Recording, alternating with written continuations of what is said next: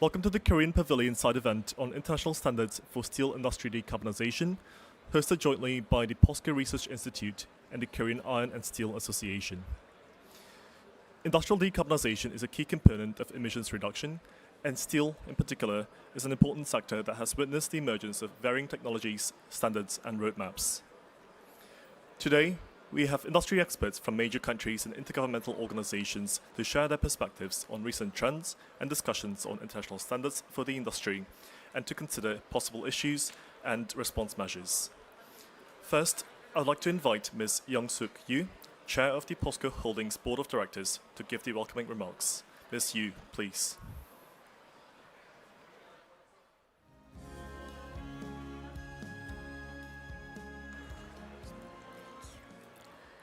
Good afternoon, all. I'm Dr. Yu Young-suk, Chairperson of the Climate Change Center of Republic of Korea. I'm delighted to extend my warm welcome to all of you to the COP29 Korean Pavilion side event today, which will focus on the implications of discussion on international standards for steel industry. I'm also grateful to POSRI KOSA, which is sponsored by the OECD and Climate Club, IEA, WSA, JISF for hosting this inspiring and valuable event. Climate change represents one of the most significant challenges confronting humanity. Given the persistent increase in global emissions and escalation of catastrophic weather events, we cannot afford to disregard this issue. An increasing number of countries, including Korea, have committed to decarbonization, signaling the commencement of the transition to a low-carbon economy. The steel sector, a crucial substance in contemporary life, and a major contributor to CO2 emissions, plays a vital role in facilitating a low-carbon economy and a sustainable future. Low-carbon and environmentally sustainable laws and regulations in international trade and financial markets, along with the mutual recognition agreements based on established global standards, are proliferating to facilitate the transition to a decarbonized economic system. This process highlights the significance of the universally accepted norms established by stakeholders in a nation's legal and regulatory framework for an equitable transition to a decarbonized economy. This event is designed to bring together prominent leaders from important international organizations and industry. The leaders will share insights and assess the problems confronting the steel industries in these markets to enhance the feasibility of the international standards advocated by the UN Climate Club for the sustainable transition of the steel sector. Addressing the global climate change challenges requires collective efforts rather than solely individual acts. To combat one of the humanity's most significant concerns, prominent steel firms and international organizations must collaborate effectively to implement timely solutions for mitigating climate change. I believe this event will motivate everyone and promote climate action throughout the global steel sector. May God bless you all. Thank you very much.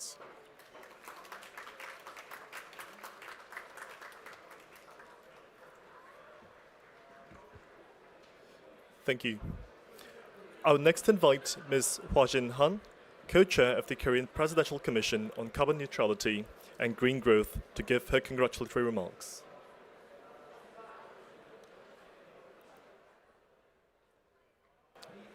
Thank you.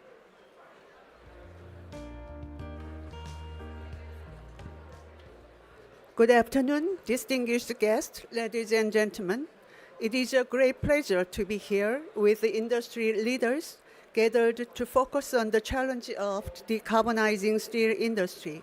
First of all, I'd like to sincerely congratulate and extend my thanks to Dr. Yu Young-suk, Chairman of POSCO's Board of Directors, and Board of Directors and POSCO Executive Vice President, Mr. Jo Kyung-seok, and Dr. An Yoon-gi, Research Fellow of POSCO Research Institute, for organizing this important discussion with partners and stakeholders across the world.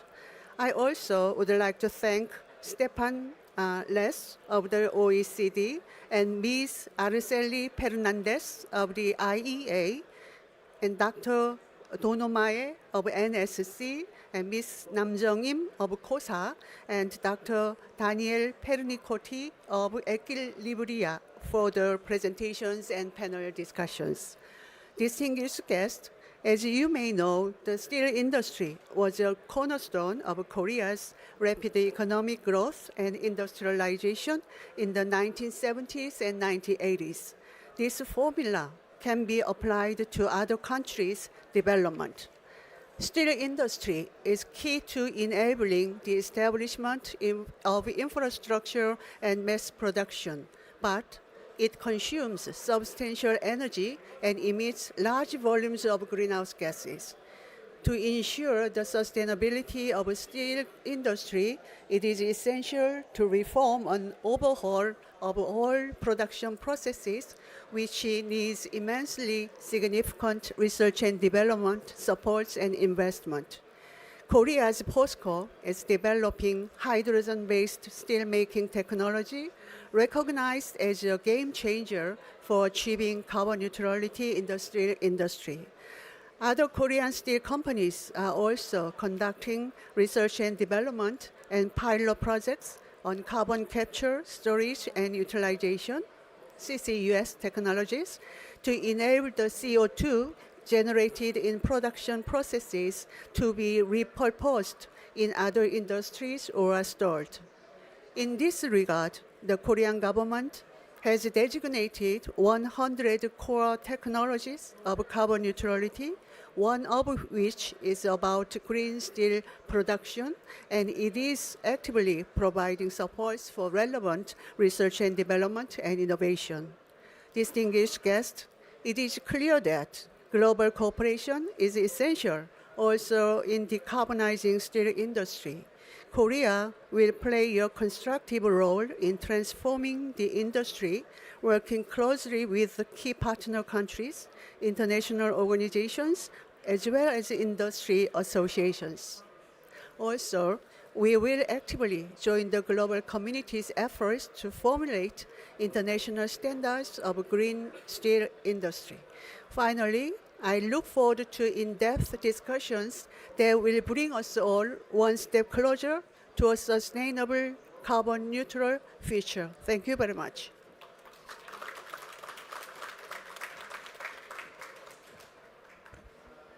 Thank you, Ms. Han. May I now invite all speakers and panelists onto the stage for a quick photograph.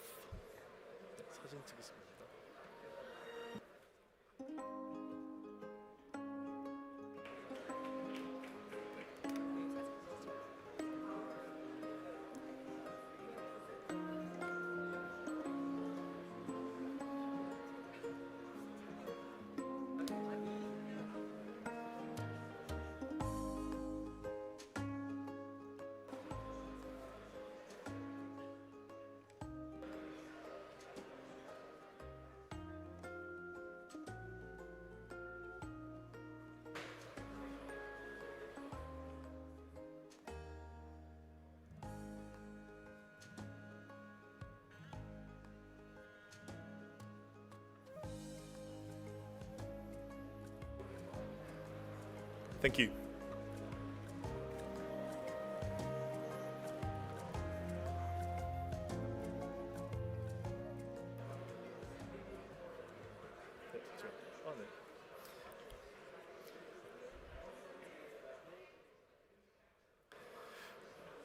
We will now commence a series of presentations highlighting the perspectives of different organizations on steel decarbonization.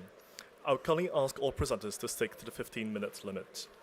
First, we have Ms. Araceli Fernandez, Head of the Technology Innovation Unit at the International Energy Agency, presenting on technologies and standards for steel sector decarbonization. Ms. Araceli, please.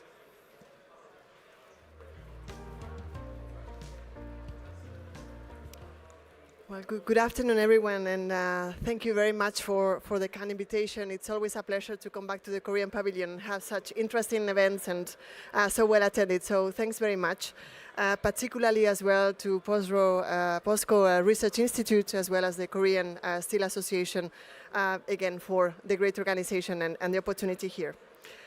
So I just wanted to, should I click and this will go to the present? Oh, perfect. Thank you. So just wanted to give you a little bit of an overview of the work we've been doing the International Energy Agency on the topic of net zero emission steel standards and definitions. But just before that, taking a bit of a step back on remarking the importance of this work. It's never, a bad opportunity to kind of underscore again the crucial importance on decarbonizing heavy industrial sectors, without losing sight on what's our end goal, which is to reach an energy system that would be at net zero emissions by 2050. And of course here, no sector would escape from that. Industry overall represents around a quarter of the direct CO2 emissions of the whole energy sector. And within that, steel, the iron steel sector, cement, but also chemicals, which conform what we call the heavy industrial sectors, are a big proportion of those emissions. We need to also decarbonize those sectors to reach an important reduction of those emissions to around 90% by 2050 to contribute to that pathway of reaching that net zero emissions system by 2050. Of course, that's an important challenge, but also a very big opportunity. Most of these sectors, particularly the iron steel sector as well, operates with processes, as you very well know, that are very energy intensive, that require high temperatures, and in some cases as well, that produce process emissions. And of course, we have a challenge here to make sure that we can shift the way in which these important materials are produced moving forward. As I've mentioned, this is an important aspect to underline as well, given that not in all cases we have those technologies that will be producing at near zero emission levels on the market already available. In our analysis, we see that around half, so 50% of the emission reductions in heavy industries by 2050 in that net zero emissions by 2050 scenario will come from technologies that are not available on the market at scale today. And this is a share that is greater compared to other sectors. In the overall energy sector, that share is around 35% at the moment. And of course, we see smaller shares when we talk about the power sector, for example, or some of the light-duty segments in the transportation sector. So we have, again, an interesting challenge, but also an opportunity to develop these new technologies. And it will be crucial here to think about how we can best de-risk investments on these demonstration projects, how we can make sure that demonstration projects for these technologies can also span across a wider portion of regions, regional context than what we see today. Now, when it comes to the iron steel sector, we have, of course, we have to look into a diverse range of strategies to reduce emissions. First of all, very important to highlight the role of material efficiency strategies across the whole supply chain, from the production of these materials to the manufacturing of different goods and the use of those goods in our society. What we see in this type of scenario is that these material efficiency strategies really can help us to, in a way, moderate the demand growth for steel moving forward, as you see in the slide. But at the same time, it can help us as well to increase the shares of scrap to produce that steel that is needed crucially in the society for the developments that we see moving forward, including the clean energy transition in other sectors as well. But beyond that, we see that given the global limitation of the availability of scrap moving forward, also including up to 2050, we see the need to produce steel from iron ore, which basically means that we need to develop those technologies that could provide the means to produce iron ore-based steel with very low emissions footprint. And here again, we'll have a portfolio of different processes ranging from low emissions hydrogen-based steel production to different applications that can integrate carbon capture and storage and utilization, as well as iron ore electrolysis. Of course, depending on the different regional circumstances, the different starting points of the iron steel production stock, that could be something to take into account. We also monitor very closely the development of announcements and projects, really to put forward these technologies on the ground. So we track these near zero emissions capable, as we call them, projects to demonstrate and start producing steel through these technologies. We've seen an important momentum of these projects moving forward. And what we see actually is that most of the momentum is being related to direct reduced iron production. As well, it's important to highlight that not in all cases those announcements are very clear about by when, at which extent they will be using low emissions hydrogen in their mix and at which scale. Only 10% of those overall announcements are what we call really near zero emissions ready. So they will be producing through this type of operations at very low emissions footprint from the very start. So it's important to make sure that we provide more certainty about what are those plans, what are the expectations of this type of projects. But if we were to account all of those projects, including those that are less clear, at least right now, about by when they would be operating under these conditions and at which scale, then what you see in the slide is that if we had stack all of those up, we are around 90% the way that will need to be in terms of meeting this the required, let's say, near zero emissions steel production in 2030 that would be compatible with a trajectory to reach net zero emissions by 2050. So that's remarkable as well to point out. Now, of course, as I've mentioned in the very beginning, decarbonizing the iron steel sector, it's an important challenge. Together with that opportunity, to really reap into that opportunity, we need to have a very comprehensive but effective policy framework that could tackle different aspects of the transition. And at the IEA, what we did is to develop a policy toolkit that could help provide information on different instruments, different measures that could be supporting the different buckets of action that we think are needed, so that every country with their own regional circumstances, their own domestic aspects could really be using that policy toolkit and adapting it to their own landscape. First of all, just to highlight that, of course, we need to kind of keep the framework fundamentals, as we call them, so to make sure that the direction of travel is clear. And that relates to cross-cutting measures such as establishing these plans, long-term CO2 emission reduction, so having a vision, but also some mechanisms like CO2 or carbon pricing that could be supporting that, as well as financing instruments. But that sets a little bit the overall framework. What we need as well to complement that is targeted policy instruments that can really help accelerate this movement in specific areas that could be important for iron steel decarbonization. Just to mention a couple, as I've mentioned, given the importance of technology development, demonstrations, and these first of commercial deployment projects, it's important to have effective instruments that provide this direct support to this type of projects that have higher risks and are very capital intensive.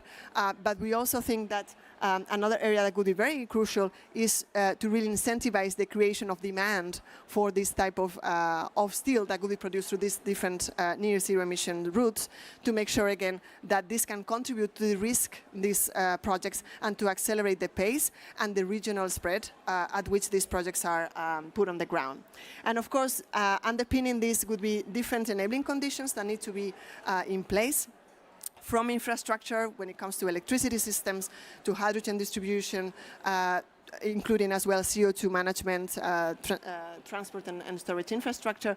But as well, we need to make sure that we have measures that would internationally ensure a level playing field. And this is crucial in a sector like the iron steel, a sector that, again, is widely internationally traded, as we can see here today in the room, with players around the whole world. And of course, a bit maybe less highlighted in different fora, but crucially important in our view is as well data availability, to make sure that we can track progress in this transition and reprioritize our resources as it may be the need arising. Now, at the IEA, we've been focusing and putting quite a lot of effort over the last few years, particularly in the area of definitions and standards. We think that this is a crucial element because it underpins many of the policy instruments that I've mentioned that could be included in that policy toolkit. So it's a foundational step forward in our view. And so we've been working quite a lot in that space. We started back in 2022 around the work that we've been developing in the industry decarbonization agenda of the G7 under the German presidency, where we provided some initial definitions for near zero emissions and low emissions steel. And then we continue the work in 2023 as well, looking at how emission measurement methodologies and standards could be adapted and towards a compatible methodology with this net zero emissions goal in a way that they could converge towards a compatible approach for this to the same. And this was under the Japanese presidency as well. We've been continuing this work under the IEA Working Party on Industrial Decarbonization that gets together countries across the IEA, but beyond as well, and also different industry players to again keep this, the discussions moving on how these standards and definitions could move forward. And of course, as a co-hosting entity of the Interim Secretariat of the Climate Club, together with the OECD, that's also an area where we are, using that framework to put forward this work. Actually, standards and principles in particular were part of the COP29 statement from the Climate Club in this direction as well. Now, as I've mentioned, back in 2022, the IEA put forward a proposition or a proposal on near zero emissions and low emissions steel definitions. This is a definition that was ambitious but stable. We think that that's a critical element of these definitions to make sure that they can really make this effect of de-risking investments. And the other feature of this proposal was that it includes a gradual level of the threshold of the emissions intensity depending on the level of use of scrap. Again, acknowledging here that the global availability of scrap is limited, and as a result, we need to find near zero emission technologies and process routes for iron ore-based production, which basically would need this recognition of whether it's been really near zero emissions, so we can use those policy instruments to de-risk those investments. Now, beyond this, we've also been working on principles, on setting up principles that would be a bit a guideline and setting some guardrails so that the work that different countries are doing in terms of putting forward definitions, putting forward standards can be developed and adapted in a way that could have some level of interoperability and compatibility, so that we make sure that we progress towards this emerging common understanding on this work. This has been, as I've mentioned before, highlighted and affirmed by the Climate Club in the COP29 statement, and as well we've released the paper that you see on the right-hand side of the slide, just summarizing what are the emerging understandings around the topic of near zero emission standards for steel as well. And then just wanted to also bring to the attention that indeed we are seeing this emerging convergence. This slide shows the different near zero emissions definitions that are put out there by different multi-stakeholder initiatives at the moment, from responsible steel to the low emission steel standard to the Chinese Iron Steel Association as well.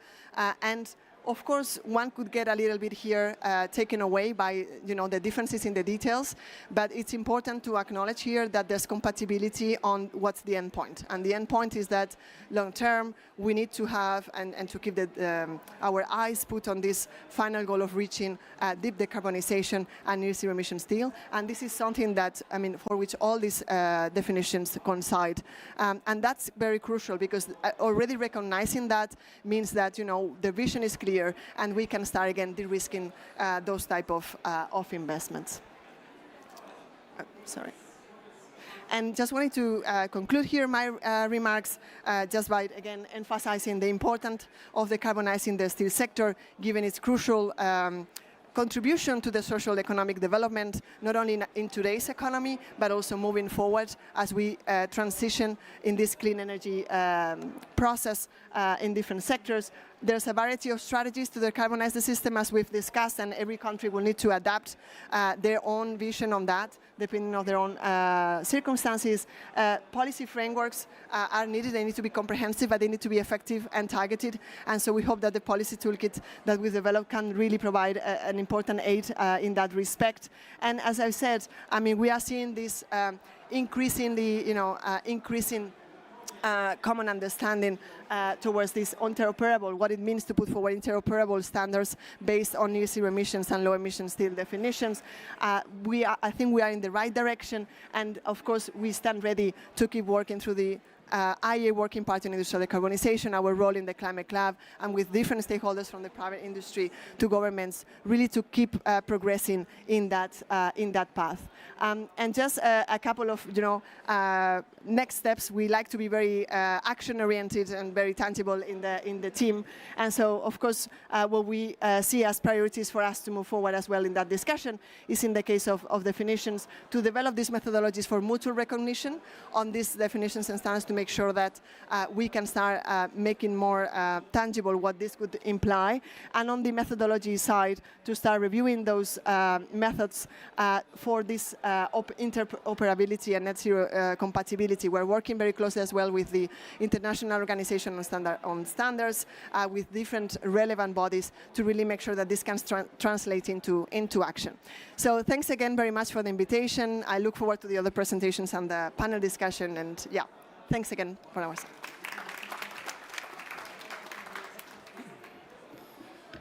Thank you, Araceli.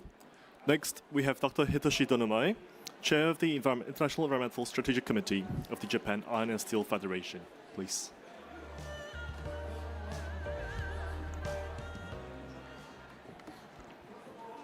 Thank you, ladies and gentlemen. My name is Hitoshi Donomai of Japan Iron and Steel Federation. I'm going to talk about today from the more realistic way, from the perspective of real steel company, Nippon Steel. And I'm going to talk about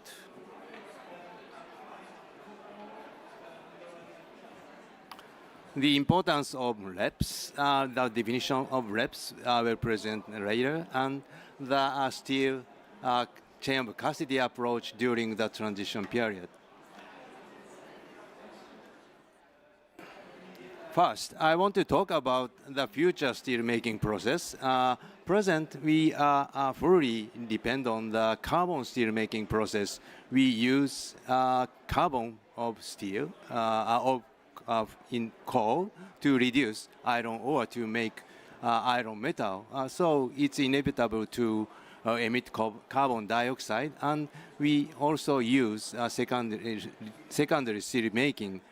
We make steel products from scrap, but in the future we have to transit to the hydrogen steel making, full hydrogen steel making process, and also we efficiently use secondary steel making steel from scrap. But there are many challenging issue to transit to the future steel making process, because hydrogen steel making is very, very challenging, because from the perspective of thermodynamic, the carbon steel making is exothermic, but hydrogen steel making in endothermic. So in order to maintain the temperature inside the furnace, it's very important to make steel efficiently, but it is drastically changed from the carbon steel making to hydrogen steel making. That is the most important, most difficult point to transit to the hydrogen steel making. But another issue, there are many issues. For example, the issue of iron ore quality. Now we have commercialized the DRI process, gas reducing iron ore, but most of the DRI process depend on the high quality iron ore. The percentage of the high quality iron ore is nearly less than 10%. So we have to overcome the iron ore quality issue also. And also there are enough supply of scrap because the steel demand is increasing year by year because of the economic expansion of especially in emerging society. So we continue to use primary steel making from making steel from iron ore. So the most important issue is to reduce carbon dioxide emission from the primary steel making process. And this is Japanese steel industry's roadmap or trajectory of carbon dioxide emission or GHG emission. The vertical axis represents the GHG emission, and the horizontal axis represents the timeline. The figure shows that we cannot reduce carbon dioxide emission linearly to zero by 2050, even linearly to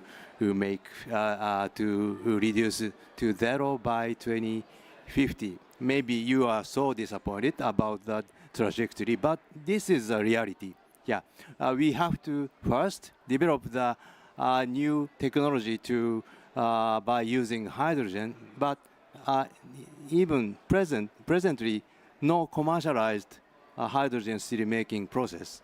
So we have to first concentrate R&D to develop hydrogen steel making. So, but we have to reduce carbon dioxide emission from our steel process gradually by introducing partially hydrogenation and partially electrification, but still the decreasing of carbon dioxide GHG emission is very gradually. So it is that kind of product is not so attractive to our customer. Only 10% or 20% reduction is not attractive to our customer, but we still have to invest a huge amount of money, huge amount of investment, even the partial hydrogenation or partial electrification. That is a big issue for the iron and steel industry, how to recover our investment to maintain our business for sustainably.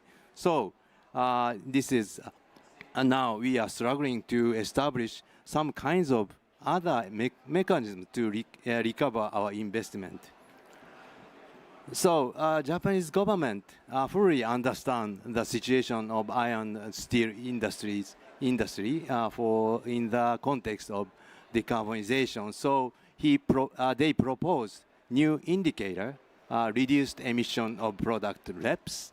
It is not different from the reduced emission of corporate, nor reduced emission of project. This is reduced emission embedded in products, and it is not different from avoided emission of products, and it is not different from carbon footprint of products. The concept is will be very clear compared with the carbon footprint of the products, because the most important point of us is to reduce carbon dioxide emission from our process. But nowadays, many customers ask us to provide low carbon footprint products, but carbon footprint is not represent the the effort of reducing carbon dioxide from our process. It's for example, our customer asks us to provide low carbon footprint products by using scrap from scrap, but in case of scrap, we have already established the fully recycled scrap process. More than maybe 95% of scrap has already been recycled in our industry. So if someone wants low carbon footprint products made by scrap, the scrap is only transferred from one company to another. It's not additional carbon dioxide emission reduction. So we have to focus on real reduced emission from the company, or reduced emission of products embedded on the products. So Japanese government proposed new indicator REPs. So I project the REPs and CFP on the trajectory I showed in the first slide. You must disappointed about the relationship between CFP and REPs, but you don't worry about. We emit a lot of carbon dioxide emission, 1.3 billion tons a year or so, and the REPs is seem to be very small, but the total carbon dioxide emission from our industry will be very huge compared to the carbon dioxide emission of other industries. So REPs is very important, and if we can concentrate REPs to the special products which our customer keen to want the low emission products, which will work well to recover our investment. I will show you the practical application of REPs for the steel for the business of steel industry. This is we call GHG chain of custody approach, or mass balance, or chain of custody approach. We call. In this case, we are running a lot of carbon dioxide emission reduction project, but we restrict only additional emission reduction project, and we pull the credit of emission reduction into one company's account and issue the certificate of REPs, and we sell steel products with physical measured carbon footprint and REPs. In this case, 2.0 ton is a physical carbon footprint, and -2 is a REPs. So 2 minus 2 will be 0. Of course, it is not a real carbon footprint, but it is very meaningful carbon footprint to sell our customers. The customer can reduce their Scope 3 Category 1 emission by using this REPs certificate. But the problem is rule making, because there are no rule, such kind of rule to apply those kinds of methodology, and there are so we have established sectoral standards.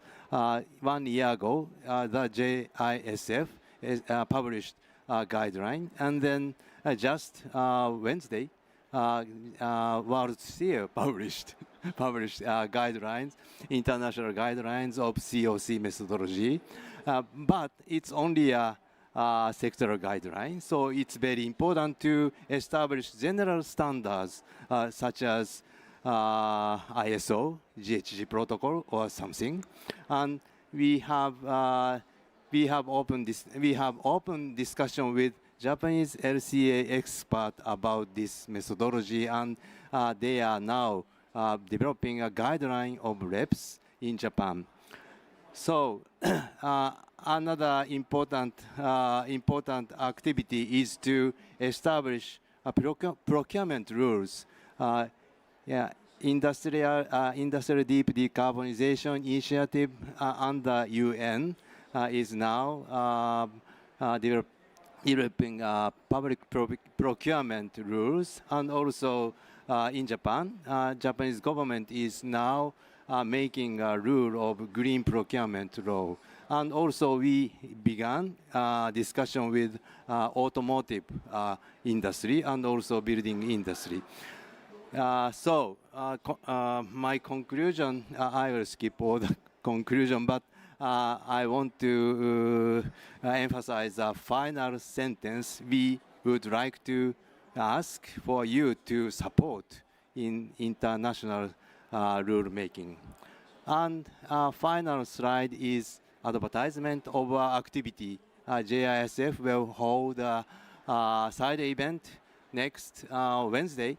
The title is Pathway Toward Steel Decarbonization, Green Steel Leading the Green Transition. I will make some kinds of same presentation at the meeting, but please join next Wednesday. Thank you. Tuesday, I'm sorry, next Tuesday. Thank you.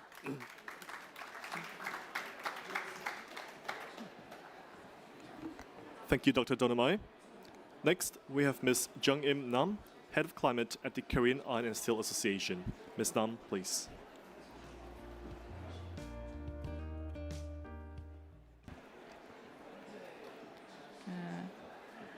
Good afternoon. My name is Jung-im Nam from Korea Iron and Steel Association. On behalf of KOSA, the co-host of this side event, along with the postry, I would like to appreciate everybody to join us today. It is an honor to have the opportunity to present today. Yes. Today, I will present the Korean steel industry's position on definition of low emission and near zero steel. This is the table of contents. The first part is the heterogeneity of steel decarbonization pathways and Korea's position. OECD published the excellent report about heterogeneity last year. The report explained that there are various approaches to decarbonize the steel industry, depending on different regions, industry structures, and characteristics. The table below shows the indicators for heterogeneity. OECD categorized the heterogeneity of steel decarbonization into 4 aspects: asset characteristics, inputs for production, market and business environment, and innovation. Each aspect is subdivided into specific indicators for heterogeneity, and the report explains that countries face different conditions for each indicators. This report emphasized the importance of considering these differences when defining standards for low emission and near zero steel. Next, I will show where Korea positions in some of the heterogeneity indicators. OECD's report did not include Korea in its analysis, so I analyzed on my own to see where Korea positions in some of the main indicators. The first indicator that I looked into was the share by process of crude steel production in asset characteristics. Korea's crude steel production share of BOF is 68.2% and EAF is 31.8%. You can see that Korea has relatively high share of BOF. It means that it is more difficult to decarbonize it. Next is the average age of steelmaking capacity. Korea's average age of BOF is 24.2 years, and EAF average age is 23.5 years. From the graph, you can see that Korea's mills are relatively new. It indicates there could be a greater risk of stranded assets when transitioning these facilities. This page shows the heterogeneity in inputs for production. The graph shows low carbon sources as a share of total power generation. OECD's report include nuclear, renewable energy, and hydropower in the low carbon sources. Analyzing Korea under the same criteria, it was found that Korea's share of low carbon sources is approximately 34 points. Next is the import dependencies on three key raw materials for steelmaking. Korea has a 100% import dependency for iron ore and coking coal. Korea's import dependency for scrap is about 20%. This will be a major obstacle for Korea that tried to decarbonize through the increased use of steel scrap in the short term.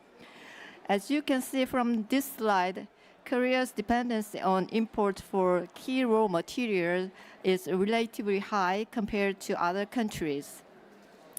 This page shows export orientation. Korea positions between the UK and Japan in this graph with export orientation of 39%. However, considering that the EU countries include intra-European trade, Korea's export orientation can be regarded relatively high. A high export share means significant exposure to fluctuation in the international market, changes in global demand, and trade policies. Next is export specialization. OECD's report used the example of electrical sheets used in electric vehicles through RCA index. RCA index implies that if it is above 1, the country has a comparative advantage. Korea RCA index for electrical sheets used in electric vehicles is estimated to be over 2. This implies that Korea has highest level of export specialization for electrical sheets compared to other countries.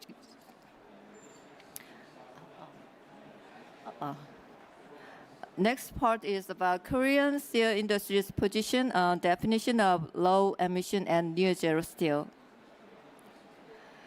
First, I will go over the current status of Korean steel industry's response. Korean steel industry is closely monitoring global discussions on defining low emission and near zero steel, as well as common methodologies for measuring emissions. Ministry of Trade, Industry and Energy is participating in intergovernment meetings of Climate Club and IEA WPID.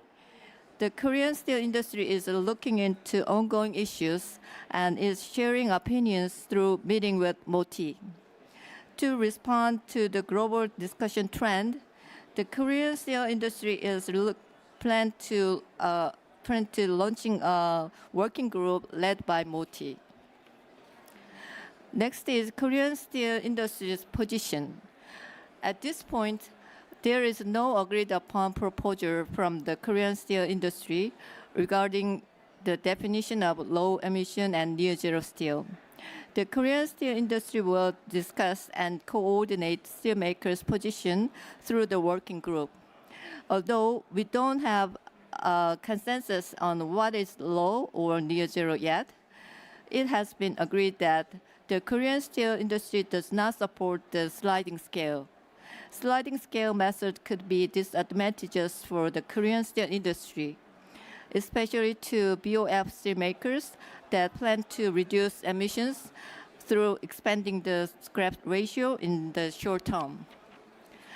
There is no global consensus yet on using the sliding scale method, and some opinions suggest that the standards for near zero steel are too strict. This means that using sliding scale method need more discussion.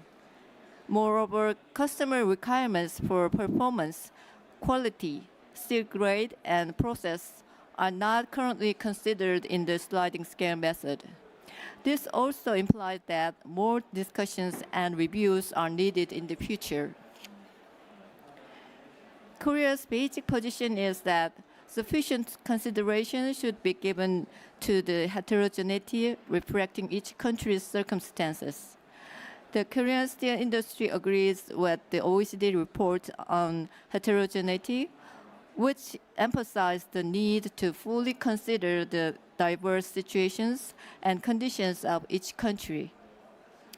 Also, KOSA thinks that the role of the World Steel will be important.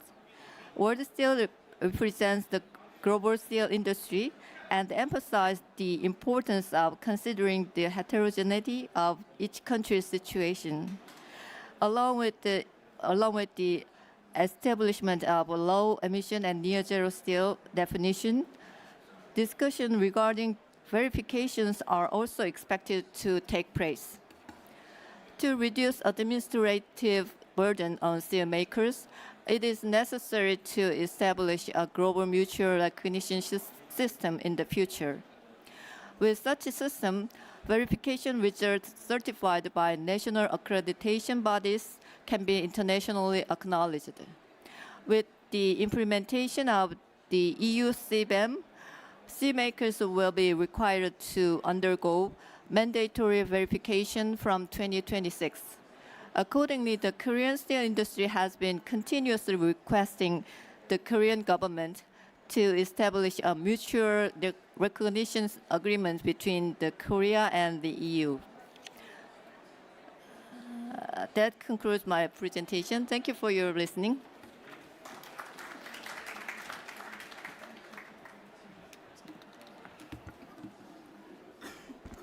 Thank you, Ms. Nam. Next up, we have Mr. Daniele Panigotti, Chair of the Technical Committee on Climate Change at the European Committee for Standardization.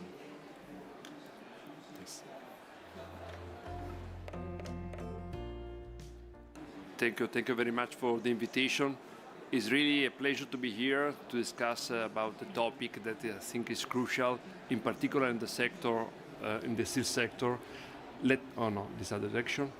Let me spend only few words to introduce myself, only to better understand the content of the presentation that comes later.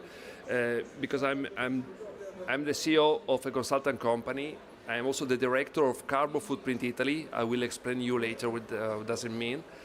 And by also leading some subcommittee and technical committee, the European Technical Committee on Climate Change of CEN, and the subcommittee on environmental auditing and related practices, so it means the rules for the verification, let me say, and the working group for the quantification of ISO 14067 carbon footprint of product. In addition, also technical advisor of Accredia, this Italian accreditation body. Why I want to spend this word at the beginning?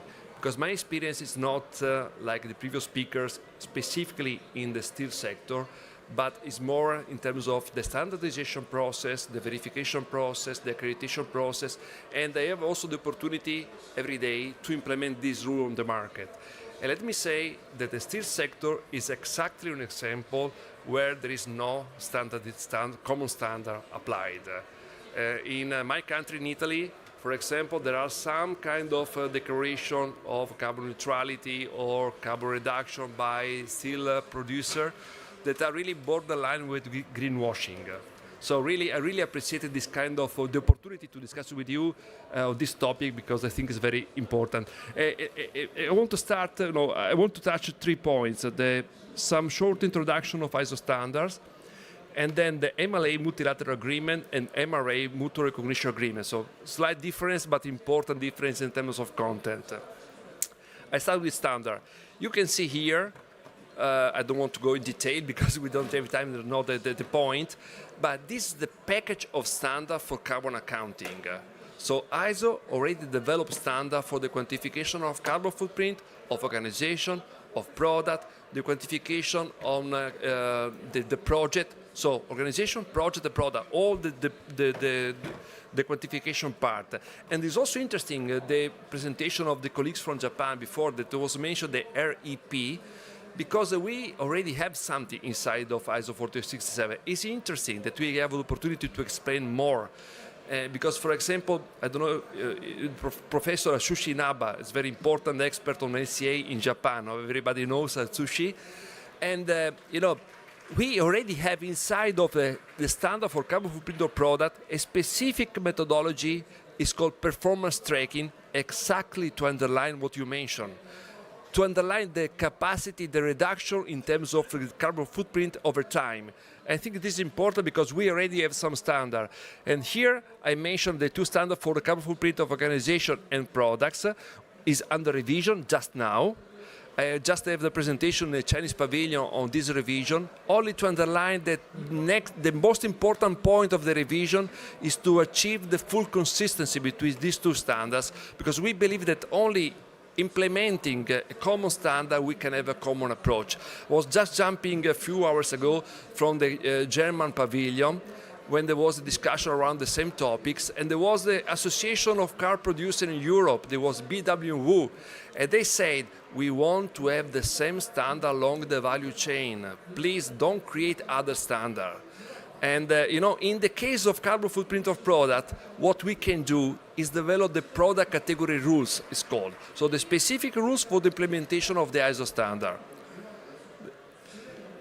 And but now I want to move to the second part, because if you want to have a reliable system at the international level on the quantification of carbon footprint, we need to pay attention on the level of implementation in two different levels. Verification and accreditation for one side, and quantification and communication for the other side. So I move for the beginning. No, the differentiation, between the verification, accreditation, quantification, communication is exactly what is behind of the acronyms MLA, MRA. That now I want to explain you more in detail.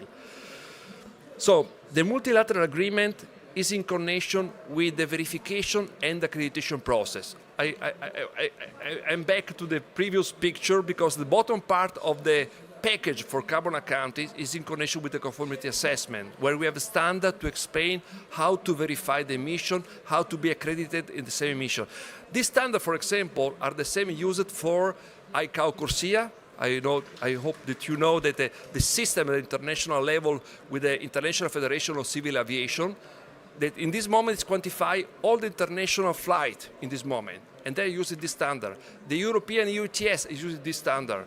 The voluntary carbon footprint of product and organization are using this standard for verification accreditation. So this means consistency at the international level in this process. But these are only the rules. The point is that then you need to implement in a consistent way these rules. And then you need to have the accreditation body.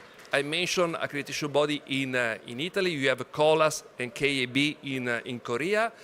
And the accreditation body is responsible to control if the verification body is working in the correct way, following the rules in terms of competencies, procedures, etc. So there is another numbers. I don't want to mention too many numbers, but the 70011 is the rules for the accreditation body. They also need to follow some rules to be consistent at the international level. And this rules is very interesting because via peer evaluation between program operators, then you can check that everybody is working the same way. I was also peer evaluator, at the European level in EA. EA is the European Cooperation for Accreditation. We were a group of 10 people, 10 experts, different sectors, spending 1 week, entire week in an accreditation body, checking everything to see if they were working correctly. And they do the same when they come in Italy. So this kind of cross-activity, the peer evaluation, is fundamental to increase the consistency at the international level. And behind this approach, there is the MLA that is managed at the international level by IAF, International Accreditation Forum. An International Accreditation Forum is the combination of all the single accreditation body, but even the federation, the regional federation of accreditation body. So I mentioned EA, European Accreditation. You have a PAC in Pacific American Center. So you have different regional associations including all accreditation body, and the signature within the regional association and between regional association allow to have the international MLA. So you have the full recognition. What does it mean? If you have a certification of a small, medium enterprise in Italy, and this company is a supplier of a company in Korea or in US, this certificate shall be recognized in the other country. And this is fundamental in terms of trade. And then I move to MRA. I mentioned before that I am the director of Carbon Footprint Italy, and I have the last number, ISO 14026, only to say that we have a lot of standards already available. And this standard is exactly for the communication of the footprint. So you have a water footprint, carbon footprint, how communicate, how to avoid greenwashing, how to be sure that we are mentioning correct data and we are recognized as credible by the client, by the consumer. And I want to underline two examples of program operators, Carbon Footprint Italy exactly, and we also have an international program for environmental footprint, IPEF, that is a program managed by KITEC. KITEC is an organization under the control of the address of the Korean Ministry of Industry. And so these are two programs working in the area of carbon footprint of product. And we are also part of an international alliance, Carbon Footprint International Alliance, including program operator in US, in Thailand, in Costa Rica, in New Zealand. And all together, we work in order to increase the consistency. We have side events, we have a meeting together in order to see if we are really working in the same direction. And finally, in the case of CFI and IPF, we also start to work together in order to be fully recognized. Because this is important in terms to be more effective in terms of cost effectiveness and to have full recognition on the market. And we started this cooperation, and we had the peer evaluation that I mentioned before. So we went to Seoul to control, to check how the Korean program was working, and they do the same coming in Italy.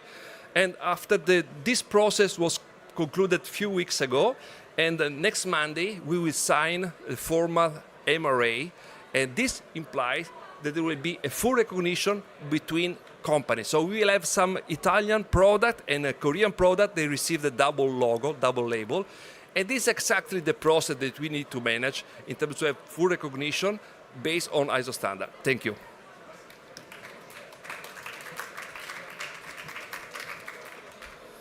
Thank you, Daniele. And for our next presentation, joining us online, we have Dr. Stefan Reis, Head of Structural and Industry Policy Division at the OECD. Stefan, as mentioned earlier, if you tell me when to move to the next slide, I can do that for you. Wonderful, thank you. Can you hear me? Yes, do you want to speak a little bit louder? Yeah, I'll put my volume up a bit and I'll speak a bit louder. No, thanks so much for having me in stepping in this presentation for my colleague Dega Saigin, and also for being able to join the panel afterwards. In the presentation that I'm going to give, I'm going to focus on the cooperation aspect, not so much on standards, but very happy to give my view on standards in the panel, and thanks to Ms. Jung Im Nam for already referencing work of the OECD in this area on heterogeneity. Next slide, please.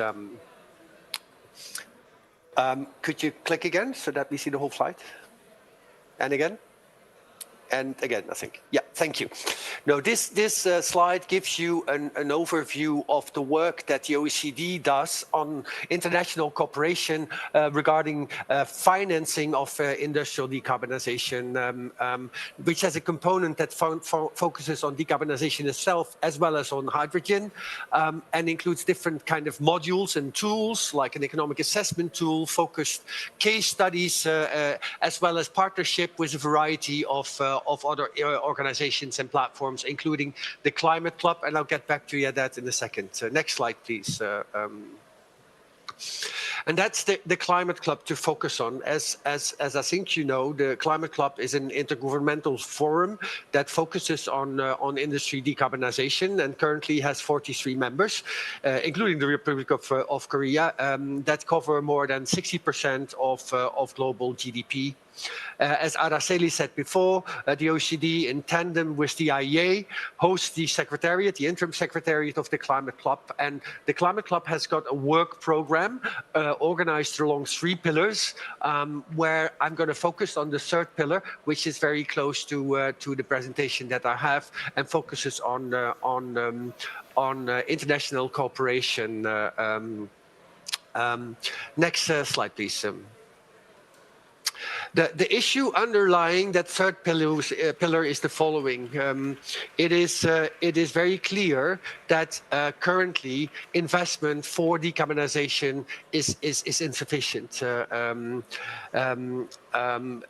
far below the level required to put industrial emissions on a path that is aligned with net zero. Investments and the related financing needs need to scale up significantly by the end of this decade and by mid-century. Next slide, please. What the Climate Club aims to do to help address that, and OECD is very happy to contribute to that, is that we have launched yesterday the global matchmaking platform of the Climate Club at the ministerial level event. The global matchmaking platform is a support mechanism of the Climate Club designed to accelerate the decarbonization of heavy emitting industries and facilitate the zero and low emission industrial developments in emerging markets and developing economies, contributing to global net zero pathways and the temperature goals under the Paris Agreement. Through the GMP, as we say, the urgently needed financial and technical assistance to industry decarbonization in EMDs will be better coordinated and scaled up. Next slide, please. What we did as part of the work under this 3rd pillar of the Climate Club is to make a mapping of existing financial and technical assistance provided to understand better for which sectors, technologies and countries such assistance should be used. This is also needed for facilitating international cooperation that can help fostering this assistance. Next slide, please. We looked at various sources of assistance in the mapping that we did. We looked at public sources of financial and technical assistance in bilateral support from a developed country to an EMDE, and public multilateral, for instance, from international financial institutions. Private finance mobilized by public assistance was also included, as were institutional investors and philanthropies. Especially, this is overlooked in the industry decarbonization space, but is a growing area. Next slide, please. There's a number of conclusions that we drew from the report. The first one is about the assistance for decarbonization, where it is clear that EMDEs have not received the necessary attention so far. Over the period between 2000 and 2021, a total of $1 billion US was provided in public finance from mitigation-related development finance. This mobilized a similar amount of 1 billion private finance between 2012 and 2020. These amounts represent less than 1% of the total recorded mitigation related to the development finance and private finance. Please go to the next conclusion. We also looked into which actors are active and where assistance flows and for whom, for which sectors and technologies. The EBRD played a key role where Turkey and Ukraine were among the main recipients. Debt instruments was the main vehicle used for financing industry decarbonization. Next slide, please. The third conclusion that we had is that the focus of assistance was so far on the rather traditional low carbon technologies like energy efficiency, waste management and circularity. More forward-looking focus on R&D and capacity building received attention, but novel technologies such as carbon capture, clean hydrogen received rather limited attention, but much less than the much less than the traditional low-carbon technologies. Next slide, please. As I said before, available funds and assistance programs for industry decarbonization are growing. The NDC partnership, Climate Fund Explorer database, provides a good overview. Of all the funds available, 1/5 covers industry directly, and about 1/3 has an indirect link to industry decarbonization. So roughly only slightly more than half of funds focus on industry, whereas the other half are transfer funds with no sector-specific information. Next slide, please. Another important trend that we observe is at the IFI side, where new programs are emerging that address industry decarbonization. Blended finance, debt, and concessional loans are growing, yet lack of project pipeline remains as a major barrier. Next slide. This provides an overview of areas for action that came from the reports, and we think that this mapping exercise helped identify the areas where further opportunities lies and efforts need to be put. Next slide, please.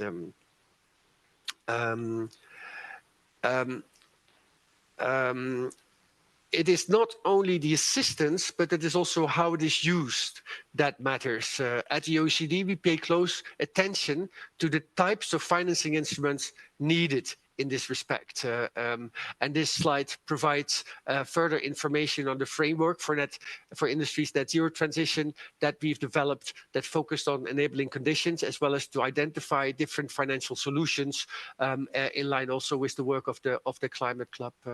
Next slide, please. We also mapped the available financing and de-risking instruments that are commonly used and required across the industry value chain, from raw material supply to the use and end of life of industries.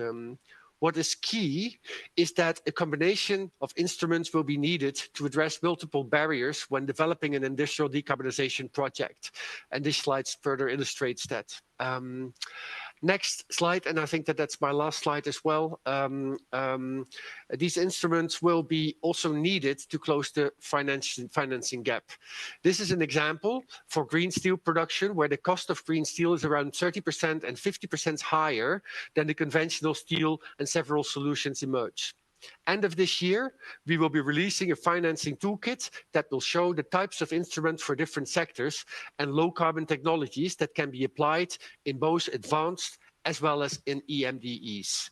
I think this is the end of my presentation. I thank you for your attention. Oh, voilà, there's some things popped up. Thank you. Thank you, Stefan, and thank you to all presenters. Now we're going to move on to the second part of our event today, a panel discussion chaired by Ms. Åsa Ekdahl, Head of Environment and Climate Change at the World Steel Association. For our panelists, we have Stefan again, accompanied by Ms. Claire Broadbent, Head of Sustainability at World Steel, Mr. Hiroyuki Tezuka, Fellow at the JFE Steel Corporation, and Dr. Yoon-gi Ahn, Senior Vice President and Research Fellow at the POSCO Research Institute. Panelists, please take the floor.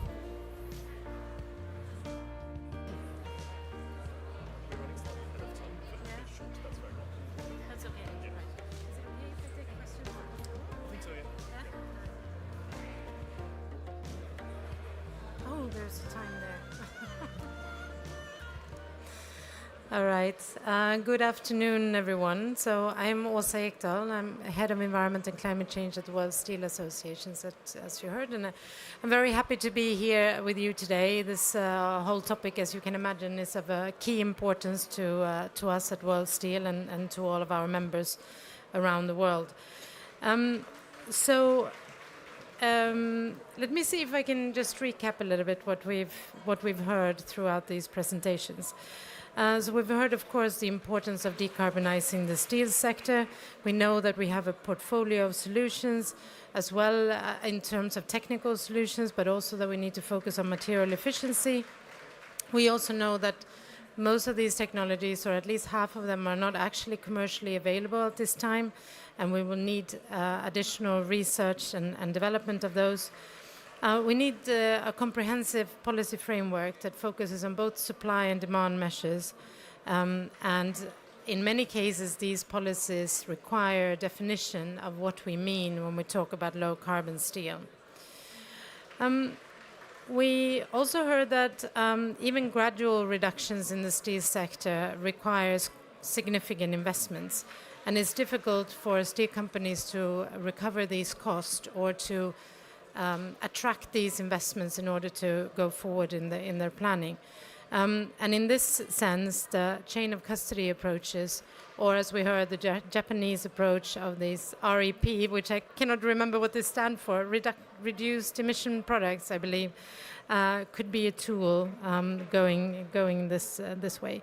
At this time, there are some sectoral guidelines related to chain of custody, but there are actually no international standards, at least not for the greenhouse gas chain of custody. We know that there are ISO standards, or at least one ISO standard, on chain of custody related to input materials, but it does not cover greenhouse gas emissions. There's also a clear link here to public procurement and the fact that we need to have some kind of link between these chain of custody guidelines, approaches and public procurement. We also heard that the steel sector's decarbonization pathway will not be the same everywhere. We have significant differences in the way the industry is set up in different parts of the world, but also the access to raw materials and markets and products, etc.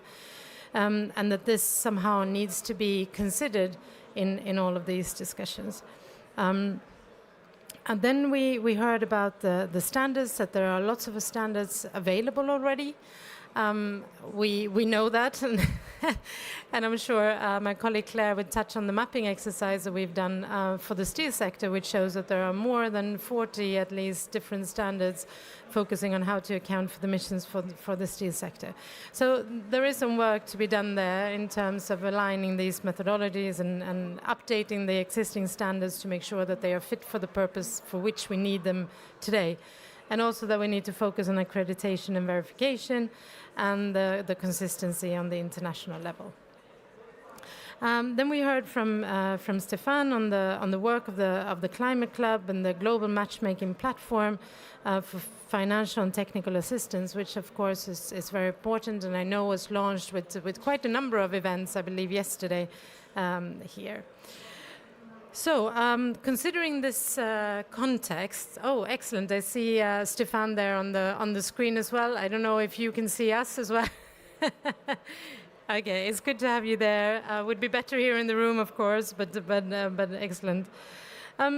So maybe Stefan, if I turn to you first, and I will ask you perhaps to expand a little bit on both the work of the Climate Club and the matchmaking platform, and the work that you did last year on the heterogeneity of steel decarbonization pathways, and see if you can expand on that a little bit, what it might mean in the Asian context, because we know that steel production has, of course, expanded enormously in Asia and is expected to continue to do so, which means that there is a very new blast furnace fleet here, which means that there is somewhat, maybe you could call it a lock-in into existing technologies and sort of what that might mean going forward. No, thanks, Asa, and sorry that I'm not there with you, and also sorry that I've got the chance to speak twice, which doesn't seem fair for the person who's not in the room, but I hope you'll all forgive me, but happy to reflect a bit on both. There is, of course, a link. I didn't add that in my previous presentation, but the function of the GMP, when you look at the financial perspective, you also have to decide, of course, which project are you going to finance and which not, which underlines, of course, also intelligence about definitions and standards. So this is an area standard development, division of development that is, I think, of pervasive importance from a public policy perspective in different areas. I mean, it plays a role in procurement, as was said. It plays a role in trade. It plays a role in innovation, if you want to, because you want to foster types of innovation that you need to be defined for a government to be able to assess if you've supported or not, as well as for finance. And what I find fascinating, but also complex in the discussions that we have, is that we seem to sometimes reify standards in the sense that they're multi-purpose, that they're going to be the same in all these different kind of policy settings. I'm not quite sure that that's the same, that that's the case. I think that we need to differentiate and make sure that when we develop standards, that of course they're applicable and usable in different contexts, and I get back to that, but also that they're usable in different policy kind of objectives. Now, the heterogeneity report that the Korean colleague so kindly presented a bit in the previous part of the seminar makes the point, doesn't make the point that standard setting is not important. I mean, it makes the point that if you want to move towards standards and you want to make them successful, that you have to take differences in situations and in pathways into account. That's not just a matter of one is further progressed than other, or one has resources more resources than other, although these are, of course, very important for the realization of goals. But it goes much deeper, because in some situations, and I think that Japan and Korea might be examples there, where you have an existing industry structure, where if you want to move forward, you currently need very large investments in next generation technologies to make sure that you reach your 2050 goals. Now, if you move towards standards that actually impose costs on companies in the here and now, which does not allow them to invest in that innovation, then you might maybe set the wrong standard, because you shoot yourself in the foot and you might put a kind of whatever bottom in the market in terms of how you define it, but you might actually hamper it moving forward. So that I think was a very important point that we made. And sorry if I may add one thing, it's also because we had the OECD Steel Week this week. What needs to be part of every discussion on steel decarbonization and standards as well is that the biggest risk that we currently face is rising excess capacity in the steel sector, fueled by subsidies in a number of countries, which makes that there's a massive rise in exports to these countries of high emission steel. If we're not going to address that, we're going to talk about standards as much as we like, but we're not going to move forward. My favorite expression, as you know, is we're then mopping the floor with the tap open. Doesn't help. I stop here. Thank you very much for those remarks and for bringing that important topic up. It's a difficult topic for us to talk about, but it's definitely one that should not be forgotten. So let me now turn to Hiro. So we heard about the Asian context, of course. This is what this talk is about here, and what's going on in Japan and the development of the guidelines and so on. So could you perhaps expand on that a bit? Okay, thank you, Osa. I'm Hiro Tezuka from JFE Steel on behalf of Japan Iron Steel Federation. As Dr. Donomai mentioned, we started promoting the concept of REPS, reduced emission of product certificate. This is a kind of our proposal for the global steel industry, because as Stefan mentioned, the hard-to-abate industry such as steel and cement, what is lacking in is investment. Financing is available. The government of Japan started promoting transition financing concept rather than just only focus on green the financing. But why the investment is lacking? Of course, there is no the affordable and the workable technology exists yet, as Araceli-san mentioned during her presentation. But more importantly, we are lacking in the business case. Even some partial emission reduction projects are possible. For example, partial injection of hydrogen or carbon recycling in the blast furnace, or the partial deployment of scrap usage in the high value added or the high performance blast furnace based steel making, but all those solutions, partial solutions or incremental emission reduction efforts are high cost, high capital intensive, high initial cost, also higher operational cost, means higher cost of product. And unless we are being awarded by the customers or by the market, we cannot continue reducing emission toward zero in the end. But between now and then, someone needs to support our effort. So there must be the business case, clear business case exists, the pass on the extra cost on the value chain toward the downstream of the steel. LEPS concept is probably one of the very few business case we can promote by ourselves to the customers. If we achieve the real emission reduction within our process, that must have the value or must have the environmental value. That value must be monetized. With this LEPS is one of the solution to that. For example, even today we have a 1.3 billion ton capacity of a blast furnace exist in the world, emitting 2.6 or 2.8 billion ton of CO2 out of those blast furnace every year. Even 10% the emission reduction from those existing the blast furnace with a partial deployment of the emission reduction technologies, which is costly, 260 million ton emission can be saved with that investment. 260, 280 million ton emission is exactly the same as French emission, total emission of France annual. So it's significant number. That number must be awarded by the steel market.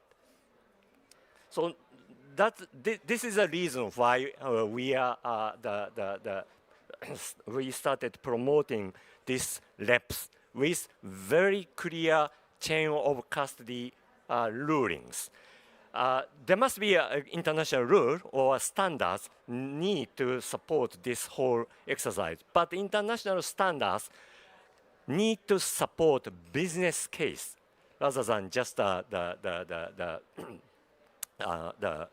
ideal, the calculation methodology, rather than just the definition of what is green and what is not green. The standard should be applicable for the business case to accelerate, to sustain this long journey of steel industry.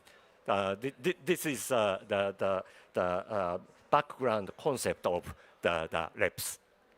Thank you. It's really interesting. A very short follow-up question to you, because we talk about customers, and a very big customer is the governments around the world in public procurement, and we've heard that the Japanese government is supporting this work on the REPs. Are they also planning to introduce this, or let's say accept them into public procurement policies?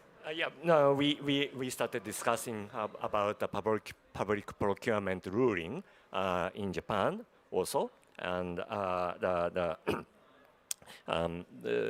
also some leading customers to accept this the concept. Reason is, of course, they want to have a greener steel or low carbon emission steel, but more importantly, they need to recognize this is a way to sponsor the steel industry's emission reduction effort. So in this way, we are convincing our customers, our government to promote this approach. And of course, this must be a very clear, the value of this LEPS must be clear and sustainable, and also what should I say, with real value. So that's a reason behind this the JISF guideline on chain of custody green steel, as well as World Steel guideline on chain of custody ruling. All right, thank you. Well, that leads into the next question to my colleague Claire, who's been leading the work together with me on our developing our steel industry greenhouse gas chain of custody that we published just the other day, as our colleague Hitoshi mentioned in his presentation. So, Claire, would you tell us a little bit about that work? What's the how can I say? What's the reason behind, and what are the next steps? Okay, thanks. So we've been spending the last, I think, year and a half working on the chain of custody guidelines. And the idea is not to produce yet another standard. We know that there are standards that exist that are out there. There are already ISO standards on chain of custody, but they typically look at the input material and look at following this through the supply chain. And there are different chain of custody models. And so we were sort of tasked with this, partly also because a number of steel companies started selling steel products where they're calculating the carbon footprint based on mass balance, based on book and claim, based on different types of chain of custody models. And we decided it was quite important that we try and standardize this and at least have the discussion within the steel industry on how to take this forward.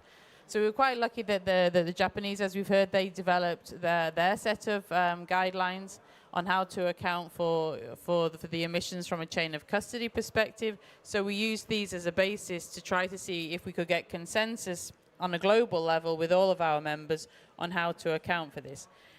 So that's what we use as the starting point.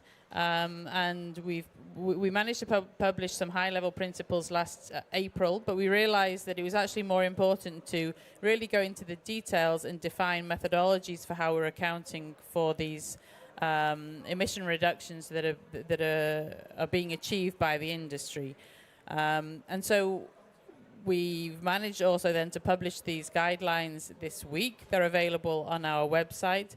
It's version 1. So we're really looking to see how these are applicable globally, but also outside of the steel industry, and also with, as you're applying them by the different companies around the world.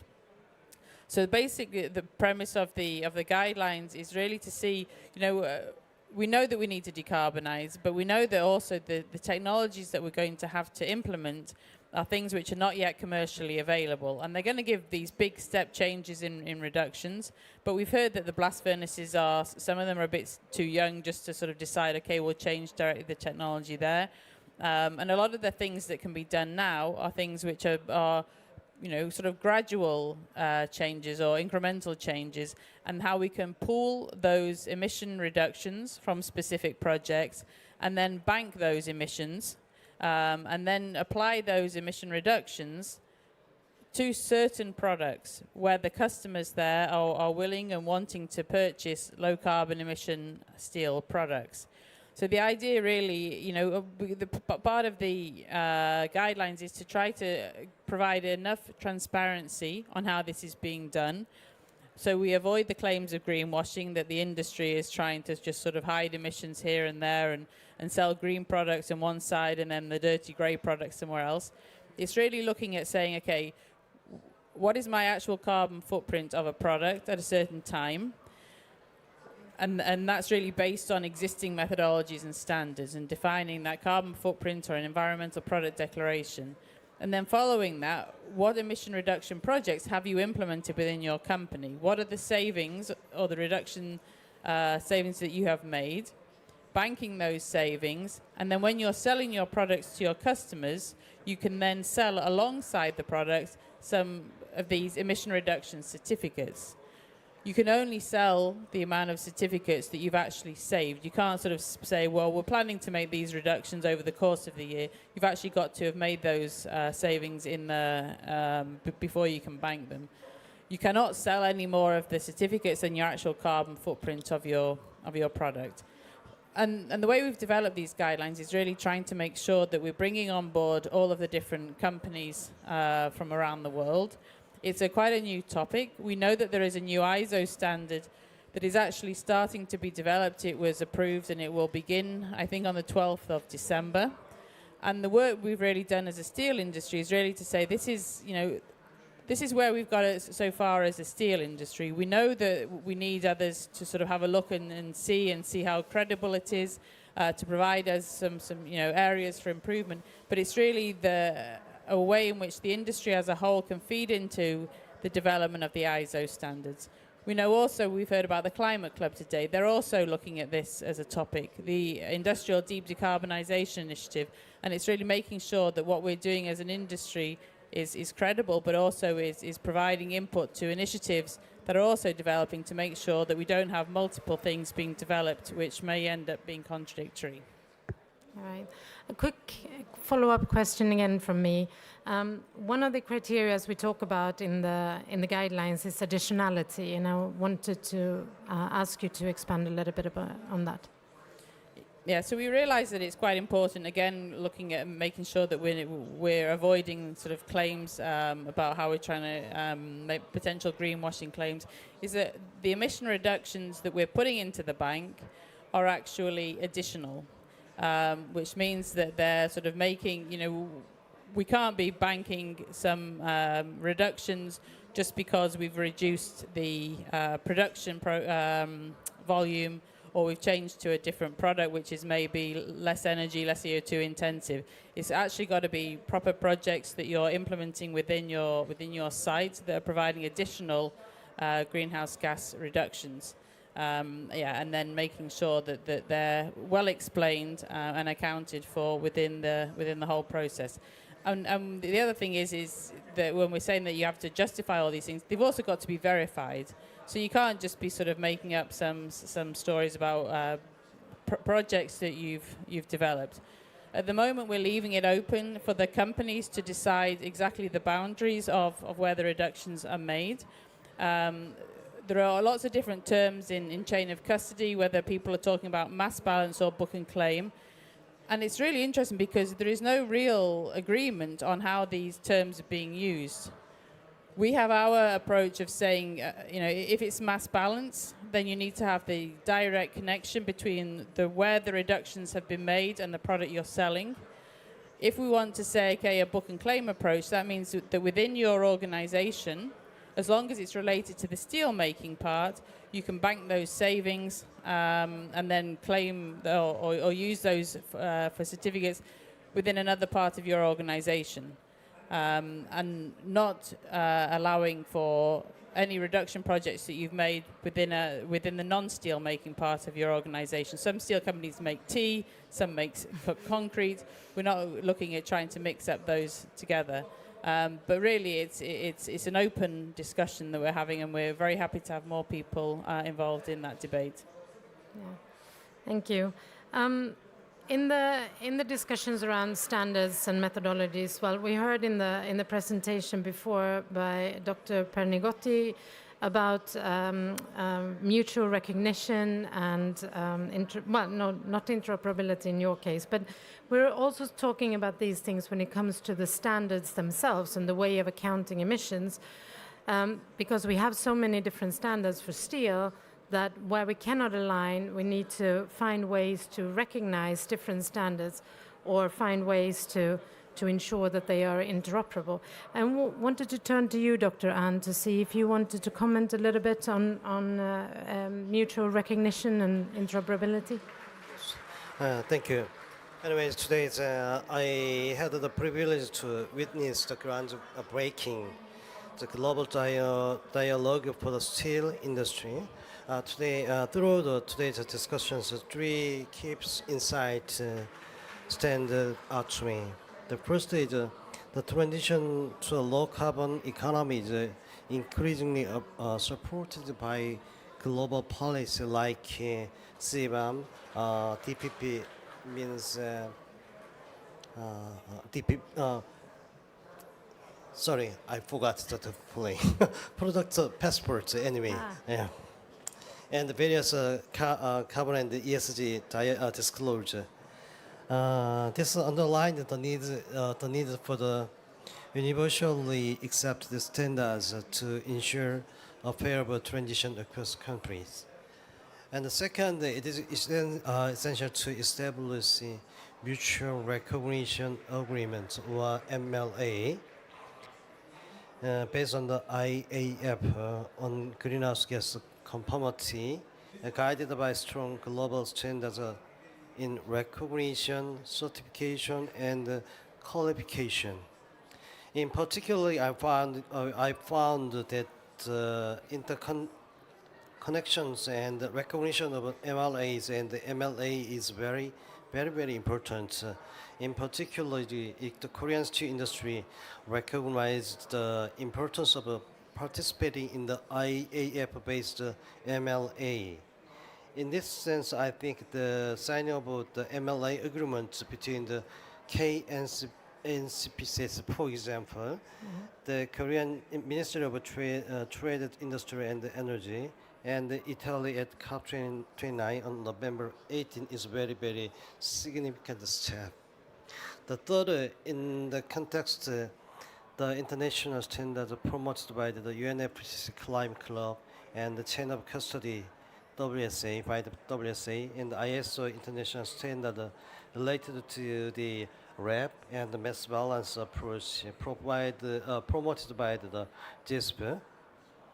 Along with the rationalization of the system of such as CBAM and taxonomy and DPP will help the steel industry transition to a low carbon and eco-friendly industry.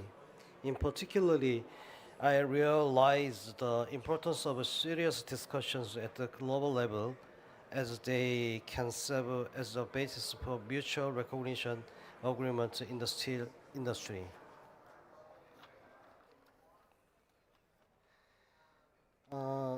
I deeply appreciate the convincing power of the organization like OECD, IEA, ISO, and World Steel, and look forward to the collaborating closely to meet our collective abatement targets.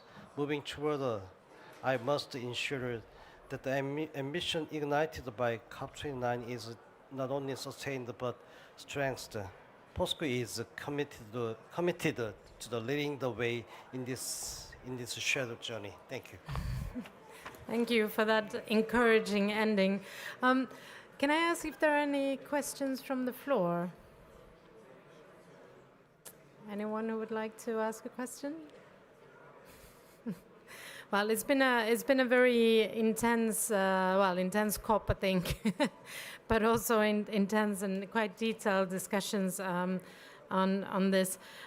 Maybe just to echo that there is a lot of good work going on. We cannot possibly do it alone. We need to work together. The discussion on the mutual recognition, interoperability, all of that is very important. Thank you, Stefan, for bringing in the governmental, let's say, perspective. I know you're not a government yourself, but representing the Climate Club, this is where we have some of the governments really supporting a lot of this work. And I think that's really encouraging going forward. So we're a little bit, we still have a little bit of time. So if anyone wants to ask a question, I'm looking around again.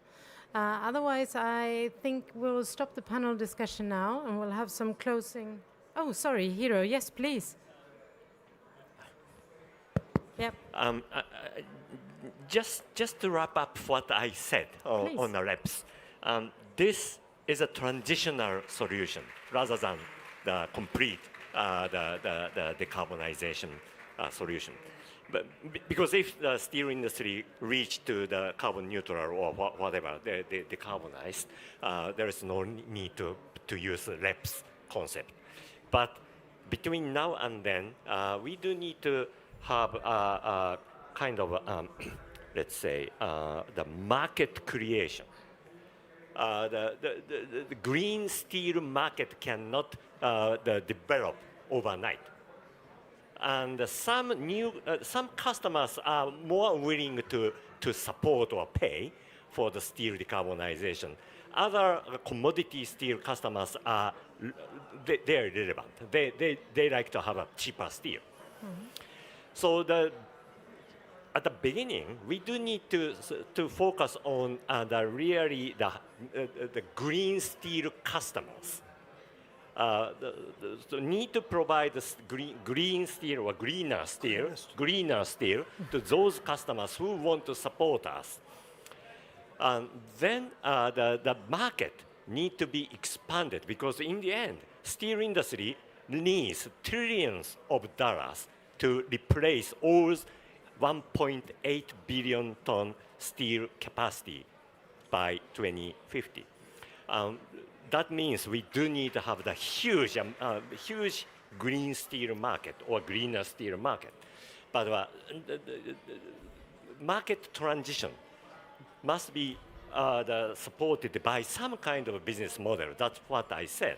The REPS concept is one of the kind of the starting point of market creation of greener steel among customers. Of course, public procurement is one of the big candidates of that kind of effort, because government committed for NDCs and the government committed for the greener the society. Before the private sector customers start using, the government need to show the case of the greener steel procurement with extra cost. Yeah. Yeah, and maybe I can just make a point on that, because we hear often the expression of green steel or greener steel. We're really trying to sort of look at these low emission steels or lower emission steels, and there are a number of different standards that are out there, standards which are basically specifying and saying if you want to become a certified low emission steel product or green steel product, and they're all very valid, and you know, depending on what market sector you're in, what region of the world you're in. But really what's very key is making sure that what you're actually assessing and how you're accounting for those emissions is as consistent as possible. Steel is available everywhere. In all different market sectors, in the automotive sector, construction, you know, you're looking around here, you're seeing it in packaging materials, and it makes the whole landscape of the different measurement methodologies very complex, because while one sector sort of goes off in one direction and works the cement and concrete and steel together, looking at the emission measurements for the construction side, you've also then got the automotive side doing the same things, but maybe with plastics and aluminium and other competing materials there. So we actually launched last year the Steel Standards Principles. We were very happy that the Japanese steel industry signed up most recently in the last month or so, but we've got more than 60 different organizations. And it's not just the steel industry, it's really ISO have signed up, we've got the World Trade Organization, the International Energy Agency, there's the OECD, yeah, thanks, sorry, Stefan nearly missed you off. Anyone else in the room, maybe you've also signed, but it's really a great initiative where we're bringing together all sorts of different types of organizations to say, look, there are many different methodologies that are out there for steel. Please don't go off and develop something new. Look at what's already existing and try to improve on that. Have, you know, common reporting boundaries, have, you know, where we can look at the different have a common emissions inventories for our upstream materials when we can't get supplier-specific information.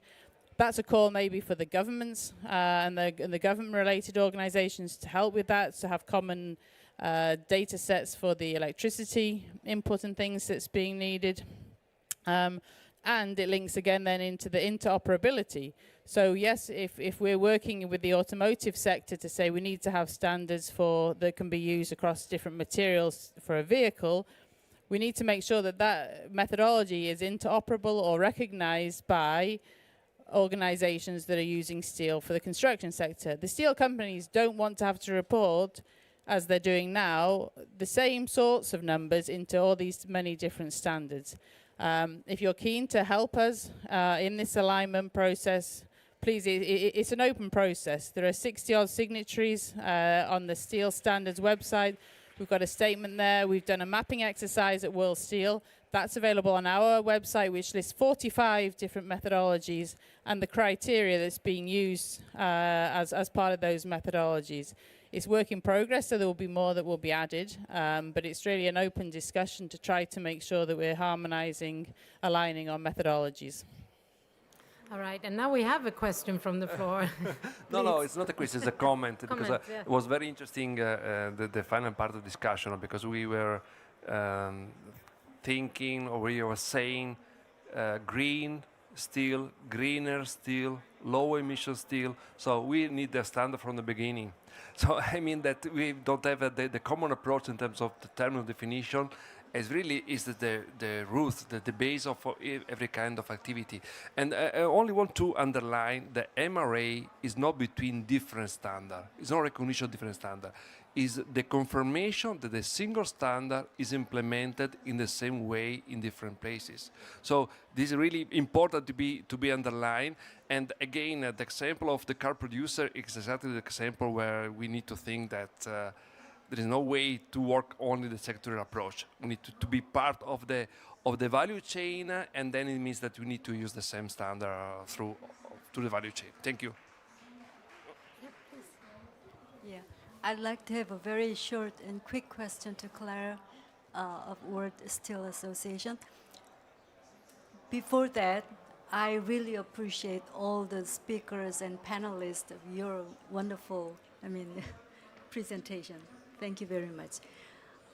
When we discuss about the standards of steel industry, I've been curious, what will it be between the countries or between the areas, but also the other industry? How can you do that? How can you do that? You mentioned a little bit about in your presentation, so I'd like to hear some more. Unfortunately, I don't think we'll ever have only one standard. The work that we're doing at World Steel, we base it on the ISO standards, right? And for example, for the life cycle assessment, but it gives you choices to say on, for example, how you account for your byproducts or what you do. And then we've just made that standard applicable to the steel industry specifically, so that people who are doing calculating the impacts for steel are following the ISO standards. So we're aligned there. But then other organizations, like the finance community, say, okay, we need to also say, we want to lend money to the steel industry, but we need to make sure, because they've got their climate targets as well. So they need to make sure that their portfolio of who they're lending money to also fits into their targets. So they went off and said, well, the standards that currently exist are not quite right for us, so we'll just modify them a bit and we'll create our own standards there. Similarly, in the different sectors, they're also doing that. Some of the standards also, like the Science Based Targets Initiative, focus on your company emissions. Some of them are looking at product emissions. So it's very difficult to have one standard to fit all. As World Steel, we're a global organization, so we try to make sure as much as possible that the work that we're doing, we do with our members. So all the members are invited to sort of be there and working together. In the different sectors, it's not necessarily up to the steel industry. In automotive, for example, there is an initiative called Katina X. They're looking at they have a rule book for the automotive carbon footprint. And, and that's something which has been developed by the automotive sector.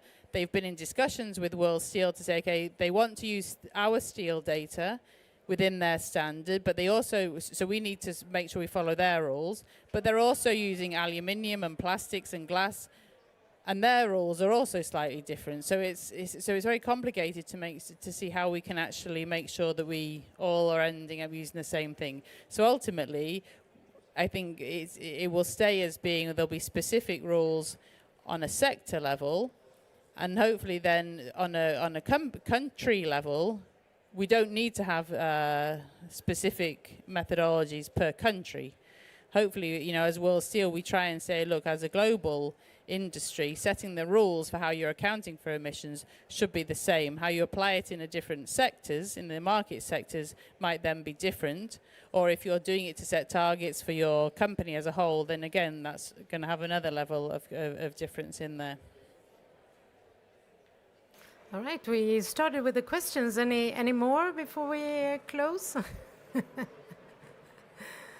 All right.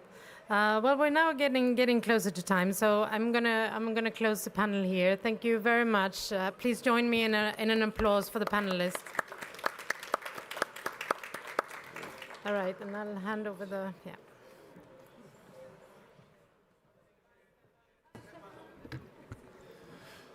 Thank you once again to all speakers, panelists, and the pavilion team. This marks the end of our session, and thank you for joining us today. Thank you.